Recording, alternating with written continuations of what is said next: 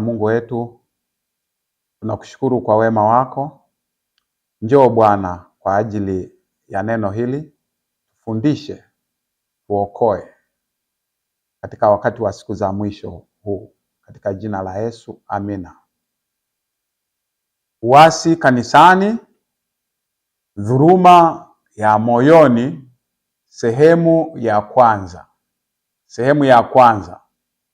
Uasi kanisani. Uasi kanisani maana yake ni uasi wa maagizo ya Mungu.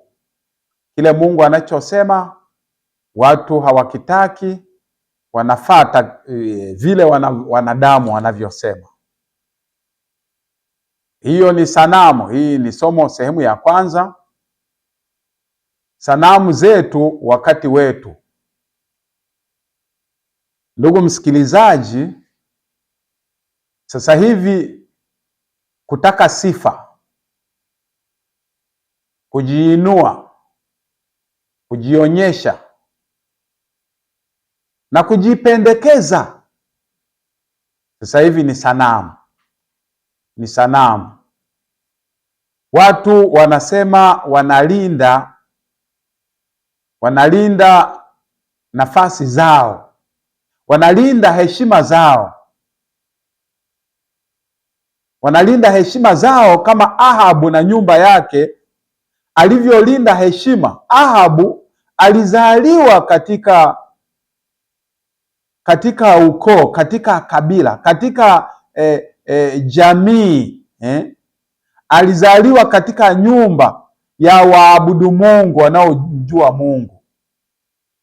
Lakini Ahabu huyu anaingiza sanamu na upinzani kwa manabii, na hatimaye anapata hukumu ya mwisho. Ndivyo ambavyo tulivyo sasa hivi. Ninaongea na watu ambao wamezaliwa katika nyumba ya Mungu, wamezaliwa katika familia ya Mungu, yaani wana upinzani mkubwa tena mzito. Ni afadhali wale ambao kwa kweli wamesikia neno hili ukubwani. Ni afadhali ambao wamesikia maneno ya Mungu na maagizo ya Mungu ukubwani. Afadhali waliosikia sheria za Mungu ukubwani. Na nikisema sheria za Mungu, ukianza kwenye amri za Mungu, ukianza amri ya kwanza mpaka ya 4 ni sheria inayomhusu Mungu. Amri ya 6 mpaka ya 10 ni sheria inayomhusu mwanadamu. Amri ya 6 mpaka ya 10 inahusu upendo kwa mwanadamu. Amri ya kwanza mpaka ya 4 inahusu upendo kwa Mungu, ambazo ndio wanadamu wanazivunja. Yaani wimbi la kuvunja sasa hivi, yaani liko kubwa sana katika kuvunja amri ya kwanza mpaka ya 4. Na wanadamu wanaogopa kuvunja amri ya 6 mpaka ya 10 kwa sababu watapigwa, watafungwa. Lakini ukiwa na miungu mingine hamna kufungwa. Ulikilitaja jina la Bwana Mungu wako bure, hamna kwenda gerezani. Yaani ukiwa na sanamu yako hamna gerezani. Ukivunja Sabato, maagizo ya Mungu kama alivyosema, hamna mtu atakaye kupeleka kifungoni. Na watu sasa kuna wimbi la kuvunja amri za Mungu. Na ndio maana nasema kichwa cha somo kinasema uasi kanisani, dhuluma ya moyo. Moyo unajua kabisa kwamba unavunja hizo amri. Sawa, kuna wengine kweli hawajui. Katika nchi za Kiarabu sasa hivi kuna wimbi. Mungu anatenda kazi kwa njia za ajabu. Watu wanasema wametokewa na Yesu, wametokewa na maono. Wengine wanadharau kansema hamna, hawa wanadanganya. Ni kweli Mungu anafanya kwa njia za ajabu. Sio kwetu sisi tunayemjua Mungu ambaye tuna dhuluma ya moyoni, tuna dhulumu mioyo yetu, tunajua amri za Mungu. Watu wapo wengi wanasali katika siku za Jumapili, wanajua ni makosa, wanajua wanadhulumu moyo. Kwa hiyo katika utangulizi wangu katika somo hili, hakuna mtu anayeweza kuwatumikia mabwana wawili. Yaani sanamu na Bwana haiwezekani kwa wakati mmoja. Kuabudu sanamu si lazima kuwe sanamu ya dhahabu. Inaweza kuwa fahari, inaweza ikawa mali, inaweza ikawa sifa za dunia hii. Hiyo yote ni sanamu. Hebu angalia kwenye kitabu cha Wafalme, kitabu cha Wafalme na Manabii, ukurasa 114 utakuta jambo hilo. Katika historia ya Israeli hakuna mfalme aliyeonyesha hatari ya kuabudu sanamu kama mfalme Ahabu, ambaye anatoka katika familia ya wachaji wa Mungu. Na wachaji wa Mungu leo ndio wenye viongozi katika kuabudu sanamu. Leo sanamu ya sifa, sanamu ya mali, sanamu ya fahari, yaani wanaonyesha mioyo yao imejaa fahari. Mungu tumwombe sana tuondolee sanamu hizi. Kupitia yeye huyu Ahabu na mkewe Yezebeli, kwa kweli wamekuwa mfano. Hata katika kitabu cha Ufunuo ametoa mfano kwamba kwa kweli kutakuwa na muunganiko kati ya Yezebeli na Ahabu, yaani kuonesha kwamba katika dunia kule, dunia itaunganika na watu wa Mungu, na kanisa la Mungu itaunganika. Makanisa yanayofuata mila za kidunia, tradition za kidunia zitaunganika, zitaletwa kanisani. Kwa kweli mapokeo ya kanisani, mapokeo ya duniani ya kipagani yataletwa kanisani, na watu wa Mungu watasema, kwani kuna shida gani? Kwani kuna ubaya gani? Yaani mtu mwingine anasema, kwani kuna ubaya gani kusema Mungu iweke roho ya marehemu mahali pema peponi? Kuna ubaya gani? Kuna ubaya gani? Athari yake ipo.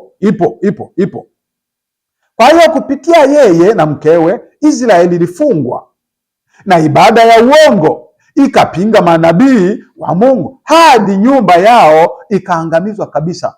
Somo hili linafundisha kwamba kuabudu sanamu huanza kwa mabadiliko madogo.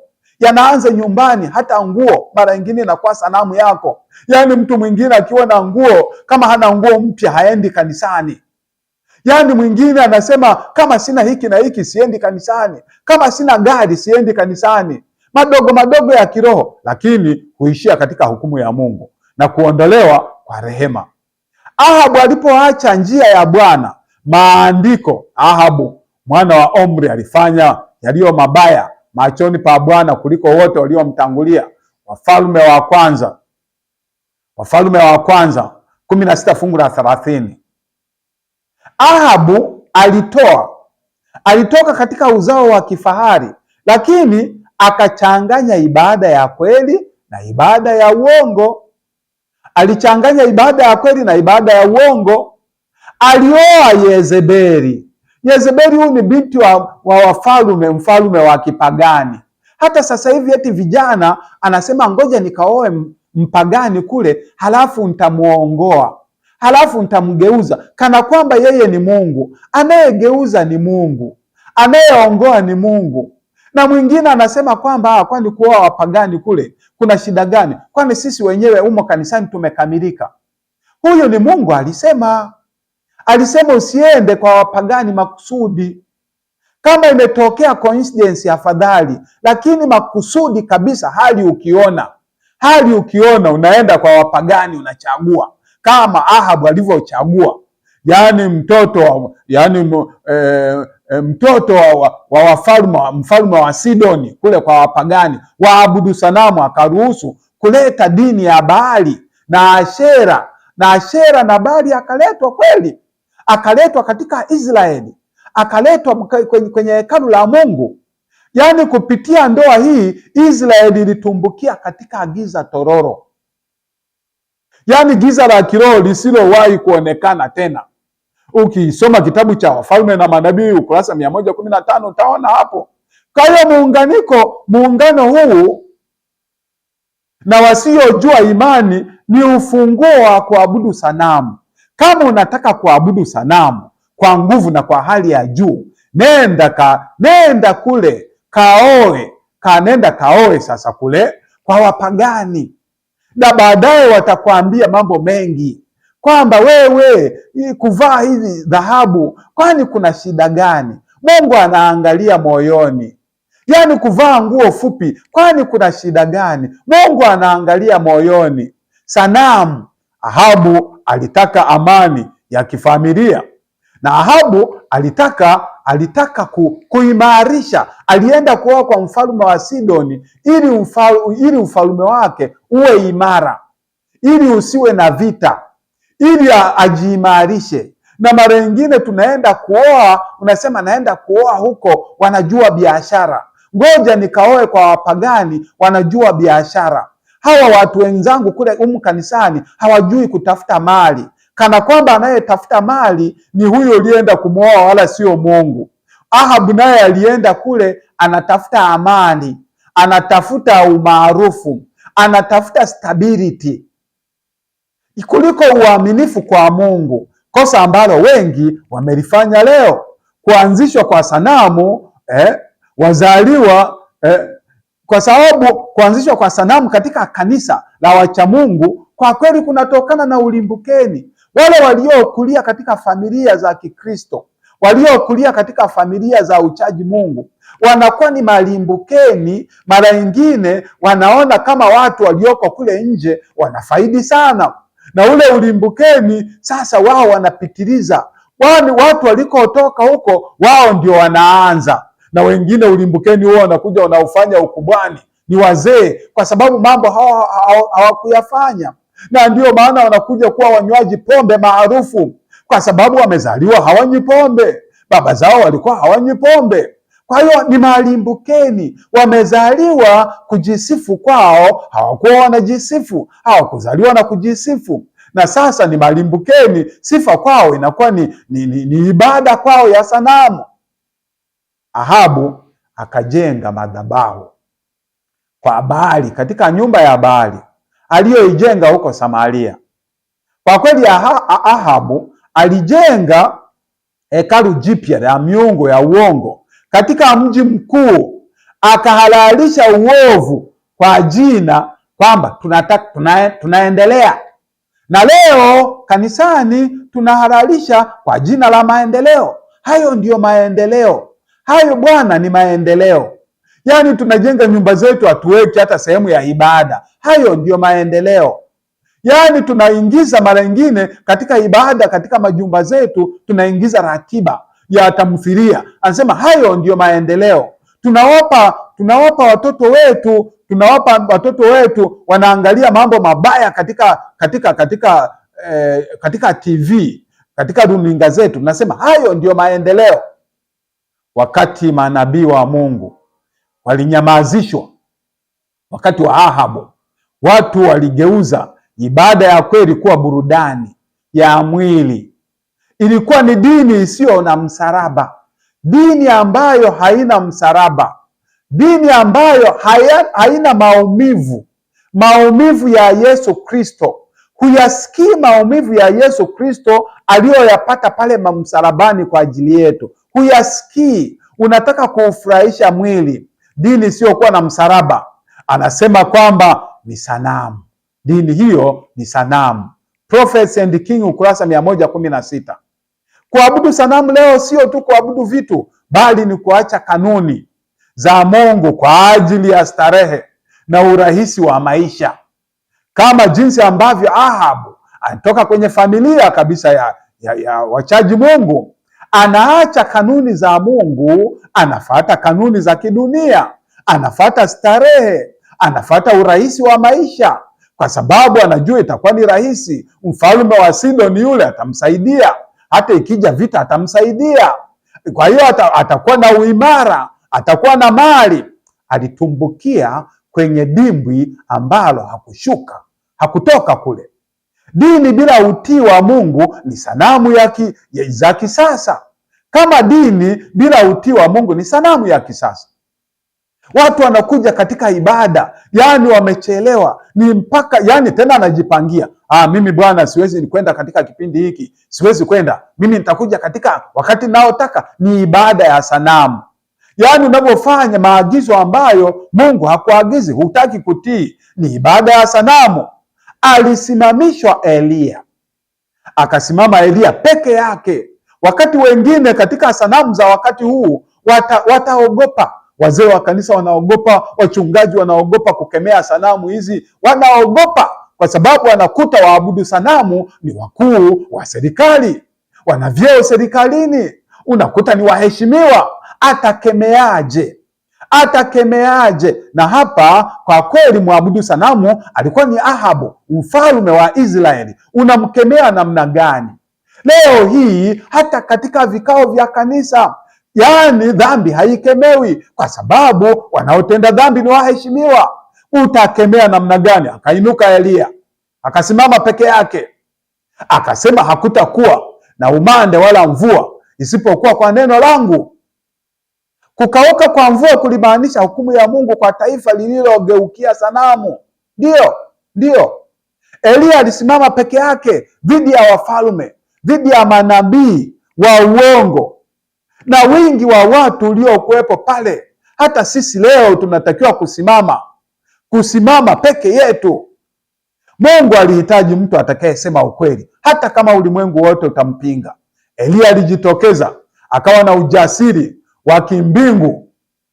Ukisoma ukurasa 120, wakati sanamu zinatawala, Mungu anainua Eliya.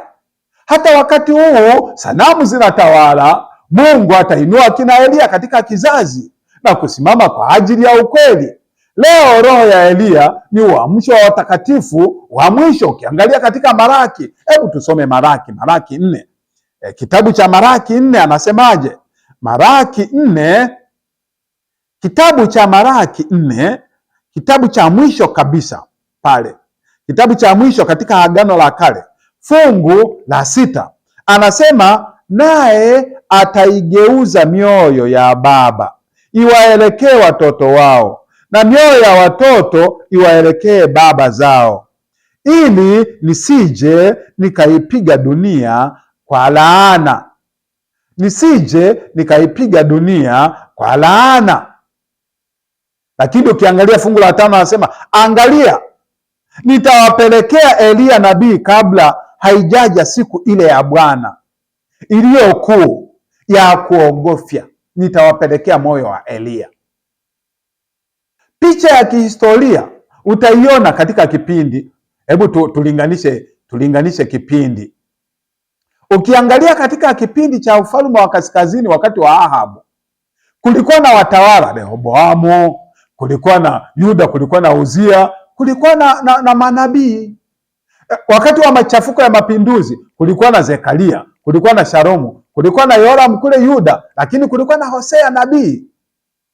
Wote hao walikuwa hawasikii. Hata wakati huu kwa kweli kuna wafalme tunao, lakini hata makanisani tunayo roho ya unabii, tunayo, lakini hatutaki kuisikia roho ya unabii. Ndio ulinganisho tu huo. Somo la ajabu la kiroho katika huyu Ahabu. Kabla ya kuanguka kwa Israeli, alituma manabii wengi kwa wakati mmoja. Alitoa onyo la mwisho mara nyingi sana, lakini taifa halikutubu.